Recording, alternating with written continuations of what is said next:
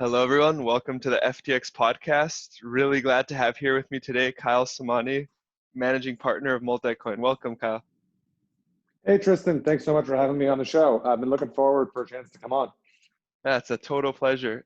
Could you begin by introducing yourself and Multicoin to the listeners, please, Kyle? Sure.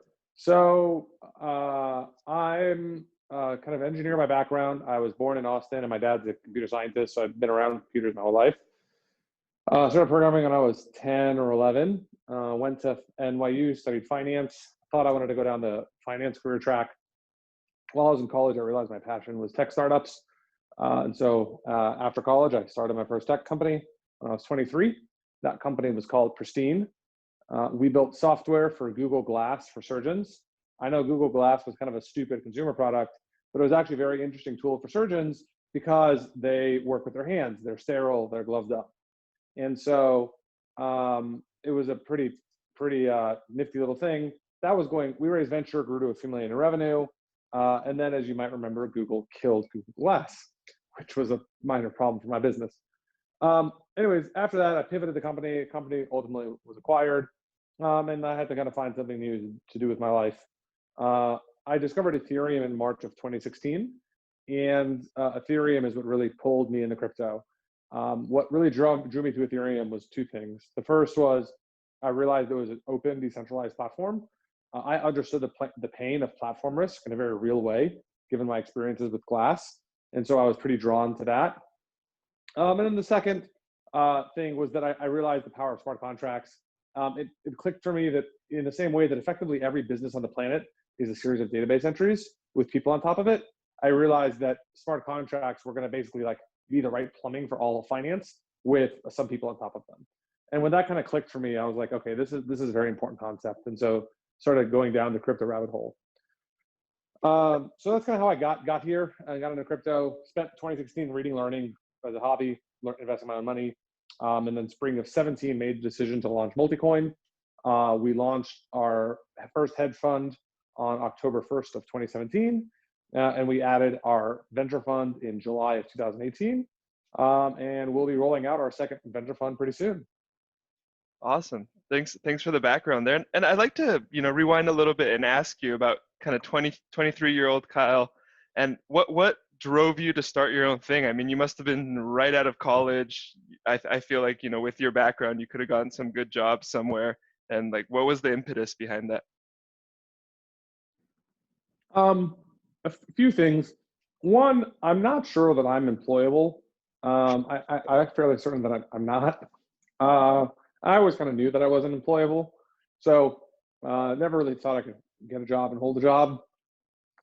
Two was just like, I was 18 when the App Store launched in 2018, and so the first 4 years of college was kind of the early maturation of the iPhone, and it became very, very clear to me that like the iPhone, like mobile, was going to be super, super, super, super important. And like every day I was reading TechCrunch and Tech Meme, and every day was like, oh, new 24-year-old raises $10 million for social application, or whatever the thing was. And I really genuinely thought VCs could not find enough 22-year-olds to give millions of dollars to. Like I really thought that was the reality of the world. And so I just thought it was going to be easy. And I was like, look, I'm smart, I'm hungry, I'm going to bust my ass. Like, let's go. So that was kind of like the basis for getting started. I've learned a lot since then, and I've realized the world is not quite that simple and that easy. But yeah, that's kind of how I got into it. And then, I've always liked thinking about user interface design. I'm not a designer, but like I pride myself on the sheer speed at which I use a computer. I am a very fast typist, and like all of my shortcuts on my computer are set up to like move and operate very fast. I think I have a very high, I'll call it just like generally informational throughput in using computers, both input and output. And when I saw Google Glass, I was like, this is just like such a step function change in like how do you do input and output for computation, that I was really drawn to it. And I had some background in health IT, and I was like, all right, well, let's put Google Glass and health IT. This seemed kind of obvious, and surgery kind of seemed like the obvious place to go. So that's how I got into it. Oh, that's great. And what a great launching platform for everything else you did after as well. I mean, in 2016, when you discovered Ethereum, was there some strange incidents with a friend that introduced it to you, or did you just stumble upon it by reading somewhere? So one thing I knew about myself after going through my first startup is that I am much better at taking an idea in front of me and critiquing it and tweaking it and reviewing it and mixing and then combining it with other ideas that I already am aware of. I'm like very, very, very good at that. I am less good at just like sheer ideation and coming up with net new ideas. And so as I figured out, as I was like, all right, look, I have to find something new to do with my life. I just need to get ideas in front of my brain, and I just need to get a lot of ideas in front of me every day. And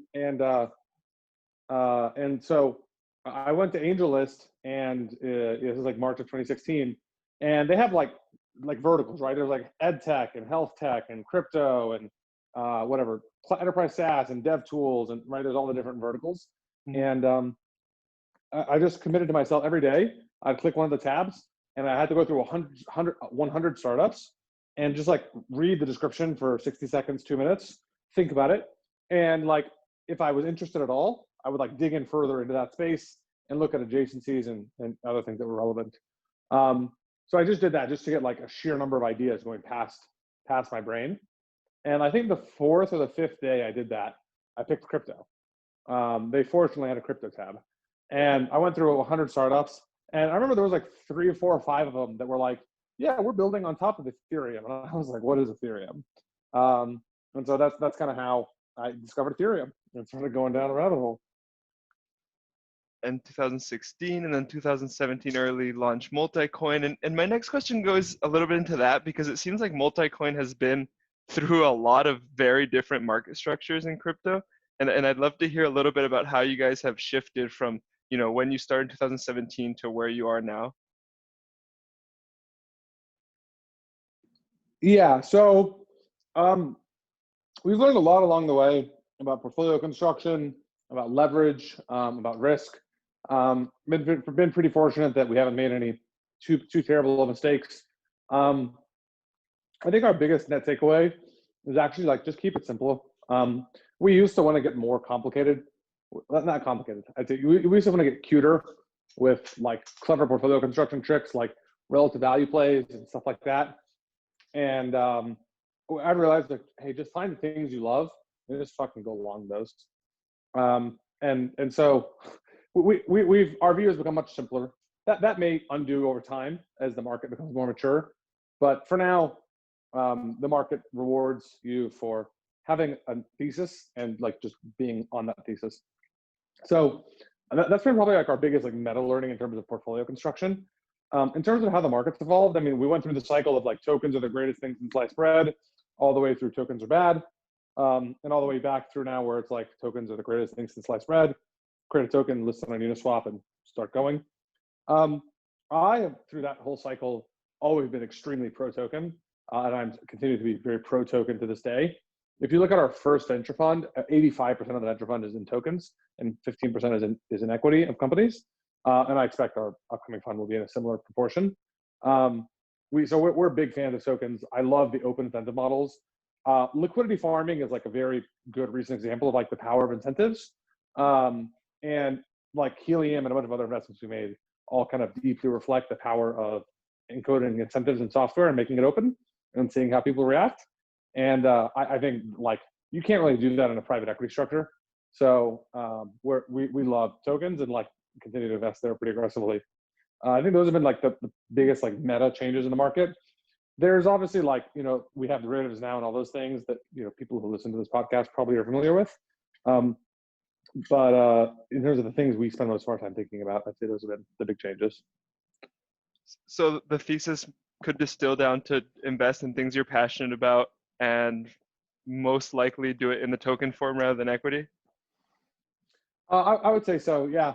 To codify thesis a little more, so we actually wrote an essay about 18 months ago. It's on our website, and we call them our crypto mega theses. And these are 3 theses that we've written that will really kind of guide all of our investments. The common thread among all 3 of those theses is trust minimization. And those three theses are open finance, which is, I think, a superset of DeFi, Web3, and the opportunity for non-sovereign money. So those kind of three areas guide our investments. And then within those, just, portfolio construction wise, just like stop being cute with your trades and just go long the things you really like. Yeah, that's a really interesting approach. I like it because it seems to allow you guys to put a lot of your imagination into where you're heading rather than just based off models and things like that. So that's cool to see. And I've spoken with Tushar a little bit as well, and you guys both seem like very imaginative people in some ways. So it's probably helped a lot on the path. My next question for you is, you're investing in these companies, you may be passionate about them, but what are some things that really spark your curiosity? And I'm assuming they're things that derive from the three pillars of the thesis you have, but I'd love to hear things that, kind of make your eyes bright when you speak to founders or when you read about projects and how you assess those. So I'm, I think deep down in my heart, I'm an engineer, and Tushar deep down is like a financial engineer. I'm deep down a software engineer, and Tushar deep down is a financial engineer. And so the two of us together is like a very powerful combination. I mean, everything in crypto is some innovation in software engineering or financial engineering. And so the two of us together work very well in that front. The subject that really gets me the most excited, I would say, is just thinking about like scale. Like, how do you design systems that can support 1 billion people? And I love thinking about that and like creative ways to get there, whether that's layer ones like Solana, whether that's like decentralized systems like the Graph or LivePeer or Arweave or Helium. But like, I love thinking about, specifically in the context of crypto, not just the distributed systems of like, hey, how do you make all the databases sync to each other, in real time so that you can do stuff? But like, in the case of Helium, it's like, okay, how do you build a wireless network on a global scale for 1/100th the cost of what Verizon can do it for, right? Like those kinds of problems are like the ones that I'm the most excited about, and using crypto incentive models to accomplish them. That's probably like my favorite like intellectual area of stuff. For Tushar, he would probably say it's like examining financial constructions and different financial contracts and figuring out like the pros and cons of them and the trade-offs, and then making concentrated bets on like, hey, we think this is the construction that's going to win and why. He loves that stuff. In terms of like, what do we look for in founders? I mean, the answer is a lot, but like, if I had to sum it up in one word, I would just be passion. Like, you can hear it in my voice. Like, I love what we do and it's exciting and fun. My job is to learn and think, which is great. And finding founders who like, when you talk to them, like it's very clear that like they're just talking from their heart. Like, and so that's I'd say the single most important thing we look for. There's lots of other smaller things, but all of those things I'd say kind of roll up into passion in various ways. And so what time frame are you guys looking at when you look at these projects? Because some of them, from what you were explaining, seem like they could have to roll out over a longer time frame than most stuff in crypto. So we have two funds, our hedge fund and our venture fund, and those funds have different mandates. Our venture fund is an 8-year fund life, and has 2-year, 1-year extension, so it's effectively 10 years. So I mean, we're making investments on a very long time horizon out of that fund. Basically, all of the investments we make in the private markets, where we're buying equity in the company or we're buying tokens before they launch, almost all those investments are going into our venture fund. So we're making those investments with a very long time horizon. Our hedge fund has a shorter time horizon. Most investments in our hedge fund are there for we look at those on a 6 to 24 month time horizon. So long, like not short, but not as long as a venture fund.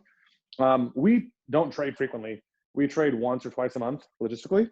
So we don't do a lot of trading.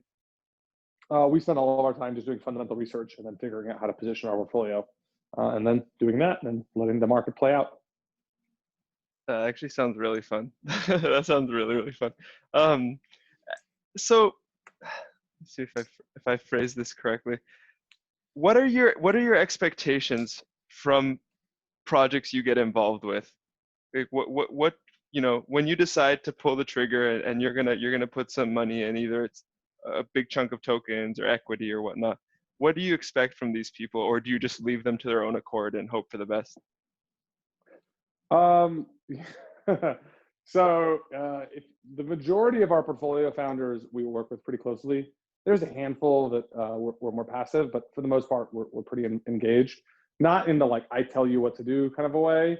I'm not on any boards. I don't have any formal like, governance rights in any of these things. I don't really want to, but it's just a super collaborative thing.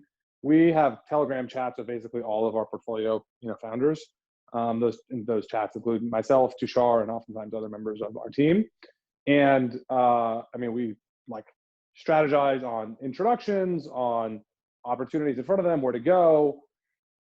We highlight competitive threats, whatever. But I mean, it's a pretty active two-way dialogue. It's asynchronous, active two-way dialogue, kind of going on at all times. And then, if they're coming up on some big thing like next fundraising round or something, we'll quickly jump on the phone and strategize about that. But yeah, ask our portfolio founders. We're very engaged. I wouldn't say hands-on in like a controlling way, but just like my job is to. One thing I've realized about crypto is all these founders have like a thesis, right, about whatever it is they're building. They're building thing X, and like they need to be focused on thing X. But everything in the crypto ecosystem like has different overlaps of like how things can work together and plug in and whatever. And our job, like we have a team of 11 people full time, and our entire point of our firm is to just know everything going on, right? Like the basic input in the Multicoin is knowledge of the market. And so I've realized like I've got all these portfolio CEOs who are doing stuff, and we spend all of our time reading about stuff and talking to smart people. And so like there's actually like a direct basically information arbitrage of us giving information to our portfolio founders that they would otherwise not have. That's become like super apparent to us over the last few years of doing this. And it's helped a lot of them in some pretty meaningful ways. That sounds very liberating for the founders in comparison to a lot of the venture capital stories you hear in traditional startups and things of that nature. So I bet these projects are pretty glad to work with you guys, because at least in the case studies we do in school and some of the podcasts I've listened to, it seems that venture capital and equity can get really cutthroat, not enjoyable. Have you? Yeah, I mean, Sorry, there's go lots ahead. of horror stories. There's lots of horror stories out there. Even for us, I mean, like I send them probably more messages than they get from other investors, but it's always like help. It's always like, hey, look, here's the thing. Like, think about it, or hey, look, I found this. Do you want an introduction? And right, like, and it's just like it's hands-on in that sense, but not in a, hey, like you're doing a bad job. You need to fix this, and like not that kind of an angle. Got it. And from a more objective sense, I know you must have a lot of companies in the portfolio, but would you mind sharing one or two or maybe three that you're really excited about and about the potential you see? I mean, you touched on HNT, on Helium there for a moment. Love to hear a little bit more because I actually don't really know what they do. Yeah, so I think the two I probably want to touch on are Helium and Solana. Helium actually just listed on FTX like yesterday, I think, or the day before. So Helium is the vision for Helium is an entirely new business model to deploy and manage wireless networks. So like if you're AT&T or Verizon and you want to deploy a wireless network in a city, like what do? You like look at a map of the city, you say I want to put towers in these locations, you call up people who own the land, you rent the land, then you go build a bunch of towers, you run a bunch of backhaul, hire a bunch of labor, and then you build a massive marketing and customer support arm on top of that, and then run commercials and stuff and like get people to do this. This is all obviously extremely capital intensive. You take on a ton of debt and you amortize that debt over like a decade and just collect recurring revenue from your cell phone subscriptions. Right, that's like basically what a telecom is. So Helium basically removes all of the costs from the system, or not all, it removes 99% of the cost from the system. So in the Helium vision, future vision of the world, people can buy a hotspot, looks like a little router. They plug it in the wall at home, electricity and Ethernet. And the little hotspot creates radio waves. It's got an antenna on the back. And then any device walking by that wants to use those radio waves pays per byte of data to the hotspot owner.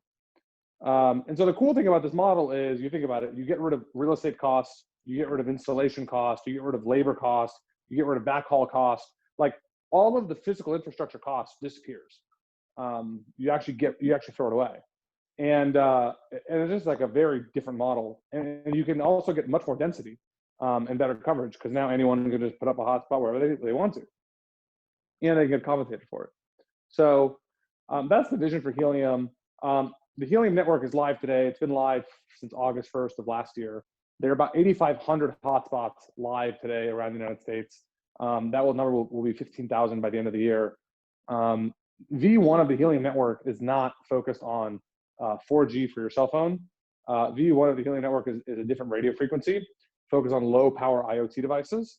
So basically things that have a sensor that need to like detect some input of the world and relay that to a server somewhere. So things like GPS tags on scooters, bicycles, dogs, anything you want to track, moisture sensors like air quality sensors, fire sensors in a forest, all kinds of things. But basically, if you want to digitally track the state of the world, you need a sensor like in the place to track the thing, whatever the thing is. And the Helium radio bands are designed for those kinds of devices that have very, very long battery life and need to transmit very small amounts of data. So that's kind of what Helium is. The next version of the network is hoping to support 4G and 5G. We'll see if we get there, but for now it's the IoT network. And of course, to make all of this work, you need a crypto system for both payments, as well as some other kind of more advanced things in there. But the cool part is no single company owns the network. Helium Inc. does not own the network. You and I and a bunch of other people own this network. It's pretty empowering, especially as IoT grows as much as it does. Does Helium make partnerships with some of the IoT builders of products and stuff, or does everyone that basically owns something that can connect to the internet just connects it to the Helium network? Yeah, so people have been talking about like IoT for like the last 5, 6, 7 years, and the manifestation has been results have been, I think, pretty disappointing. The biggest barrier and bottleneck in all of these IoT things has been internet connection. It's just like, how do you get internet in low power frequencies that are been blanket the entire country? And like that's been the problem, and no one has solved that problem yet. Helium is the first group to solve the problem with this, radically new business model. The downside is that like for companies that want to use this network, they do have to integrate the Helium chips into their devices. Now Helium uses an open standard called LoRaWAN, so that's not like a proprietary standard, but like not all IoT devices necessarily use that standard. Yeah, so you do need to integrate the chips. Today, the Helium network, there's something like, I don't know, 20 or 30,000 devices using the Helium network. That number is growing something like 30% week over week. So it's growing super fast. There are more than a dozen major companies that have signed contracts that have committed to rolling out Helium in like all kinds of weird, crazy products. Sweet. Well, that's exciting. And then you said the next one was Solana. Is that right? Yep. So Solana is a layer 1 blockchain, which people either tend to love these things or hate these things, depending on how much ETH you own.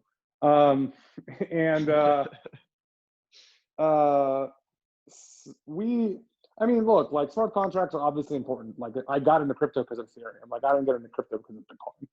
Bitcoin is boring. It's a rock. You put it under your mattress and it just sits there. Obviously, all the fun, cool stuff you're going to do with smart contracts. The challenge with Ethereum is just like the system is not architected to scale. We've had lots of talks about layer 2 and sharding and all these things for a long time. Those things may eventually work. They definitely don't work today, that's for sure.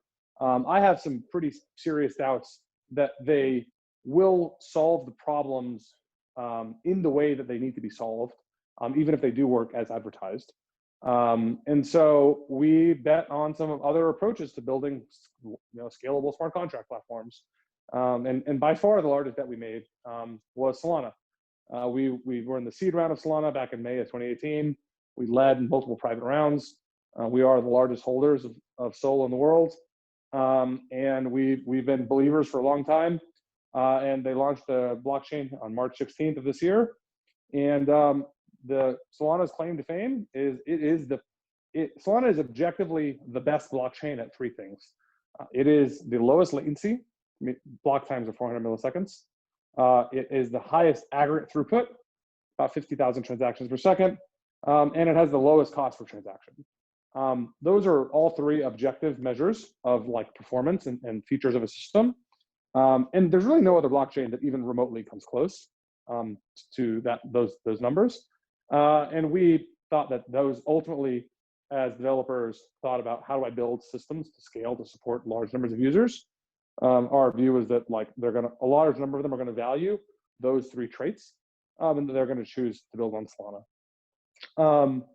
Fast forward to July 16th of this year, Sam from FTX had a call with Anatoly and myself. Call was scheduled for 30 minutes, and we went for 2.5 hours. And I think on that phone call, Sam decided we're going to do Serum, and we're going to do it on Solana, and we're going to put the order book on chain. And it's been 2 months. It's been, wow, today's I think September 16th or 17th. That was exactly 2 months ago. Yeah, it's been really fast. And I think you're right. That was the phone call where everything just clicked. And it was interesting too, because I know it clicked for Sam, but when I spoke with Anatoly, he said the same thing. He felt like some kind of mind melding going on. Everything was just flowing really, really nice in the call. Yeah, I remember after the call, so the call ended, it was like 1 a.m. for me in Austin. And I created like a Slack group or a Telegram group with everyone. And Sam started inviting like a bunch of engineers from FTX. And I went to bed, and I woke up the next morning, and Anatoly pings me. It's like I wake up at like 7 a.m. Anatoly's up at like 5. He's in California. And he's like, dude, I'm like, what? He's like, have you seen the Solana blockchain? And I'm like, no, what's going on? He's like, someone is spamming the network. And I was like, oh, okay. And he's like, I think it's the FTX engineers. And so, yeah, like he got excited. And I think Sam just told everyone, just go beat the shit out of this thing and see if it falls over. And it didn't fall over. So I'd love to hear your thoughts a bit on this, Kyle, because Serum is moving really fast. There's a lot being built. There's tons of exciting stuff, but just from your sense of being in the industry for a while now and being so involved with so many companies, what do you think personally are some good strategies to get people more involved on Serum? Because I know that there's the remarkable highlights which come from the Solana blockchain that allow us to have the full limit order book and the speed and the cheapness and all these awesome things. But what are some things you think would be good to convey and start putting more out into the public? Like today, there's a lot of people doing stuff in DeFi. And actually, I tweeted this like a couple hours ago. But like one of our portfolio companies, I won't say which one, but like they finished their product. Like the code's audited, it's done, the front end's done, it's ready to go, and they're afraid to launch the product on Ethereum because gas fees are so high, and they're afraid is that like they're going to launch a product and no one's going to be willing to use it because like it's going to cost $100 to put on a position and do a trade or whatever the thing is.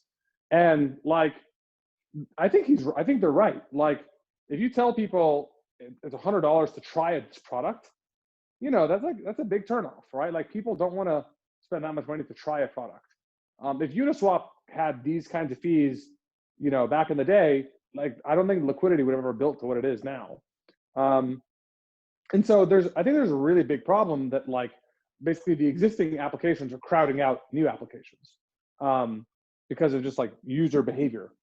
And so I think really the big opportunity for a lot of developers is like, look, you have to build somewhere where like the gas fees are lower. Like people aren't going to even bother to try your product if it's going to cost them $50 or $100 to do so. So I think that's a really big opportunity is to do that. And then I think the other is just like encouraging people to like get involved with perpetual contracts and synthetics. Like there's just going to be so many interesting things you can do when you have a limit order book on chain, and just to go experiment with that. Being able to compose limit orders with borrowing and lending and futures contracts, I'm fairly certain that's going to produce just like net new things, financial concepts that didn't previously exist. And so like it was just a whole new area of design to go work with, and we're really excited to see that.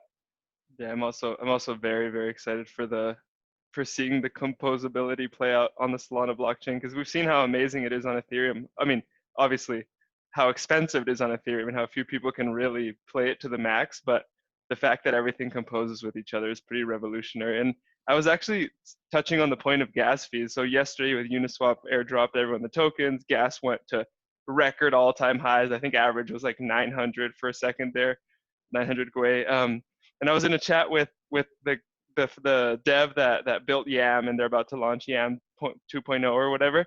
And same thing, they were saying, man, we can't launch right now because no one's going to want to migrate because it's going to cost them, a huge amount of their stack. And that's probably the most bullish thing for me about Serum, is that you take away the barrier of entry and you make it so it's inclusive to potentially everyone in the world rather than just people that already have the funds to play with it. So excited to keep seeing this grow. But anyway, sorry, not to pivot too far, to go back a little bit to sounding out some of your knowledge for the listeners. And I'd like to hear a bit about your opinion on the market structure we're seeing right now. And, obviously not financial advice, but just your personal take and how you feel with everything that's going on. Sorry, could you be more specific? I'm not sure I understand the Yeah. question. So how do you feel about this recent DeFi run? What the sentiment it's created in crypto investors and users' minds, and what do you think may be the result of this playing forward? Yeah, so I've been pretty publicly bearish on like yield farming as a concept, or liquidity mining. It's just like it can't sustain. And like all of these things, the like valuation models are all circular. Like the weird thing is, like, if Compound or Curve or Uniswap has a high valuation, then people farm it more, and put more assets in the system, which causes the fees to go up, which causes the price to go up. And so like they're circular up, which is great for like a great story, but then that also means they're circular down. So I'm pretty concerned about like the yield farming, and the weird distortions it's created in the market. I'm like very high probability, like 90% probability plus, that 12 months from now we're going to look back and be like, wow, what a weird distorted moment in capital markets. I'm like very convicted we will look back on the current moment in that light. But that's not all necessarily bad.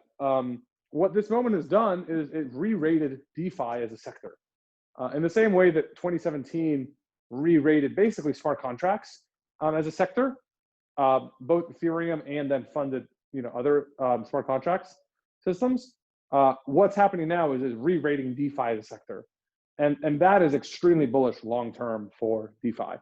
And I agree with that sentiment. We've been bullish DeFi for a long time.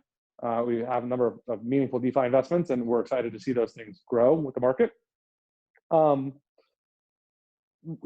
Will this mini run end? I don't know. We do not trade beta. We don't time market cycles. That's not what we do. So we don't have any strong opinions there.